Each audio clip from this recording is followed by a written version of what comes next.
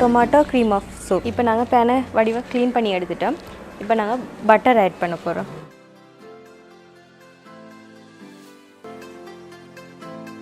இப்போ நாங்கள் கட் பண்ணியிருக்கிற ஜிஞ்சர் கார்லிக்கை ஆட் பண்ணுவோம். இப்போ நாங்கள் கட் பண்ணோம் ஓனியனை, இப்போ கட் பண்ண தக்காளியை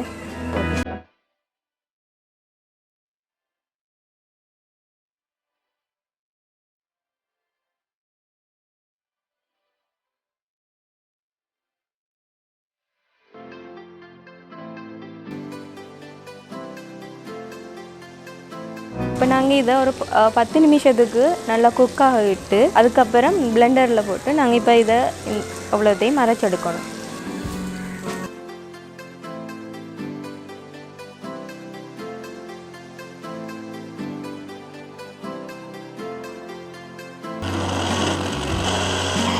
இப்போ நாங்கள் இதை வடிகட்டி ஒரு பவுலில் எடுத்து வச்சுக்கொள்ளணும்.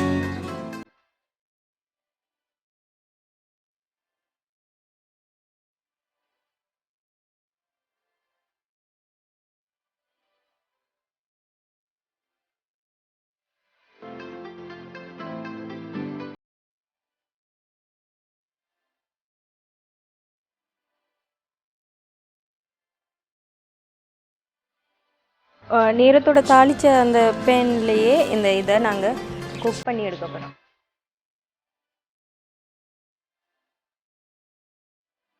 இப்போ ஃப்ரெஷ் மில்க் ஆட் பண்ணிக்கொள்ளலாம். இப்போ குக் ஆகிடுச்சு. இப்போ நம்ம பவுலில் எடுத்துக்கலாம்.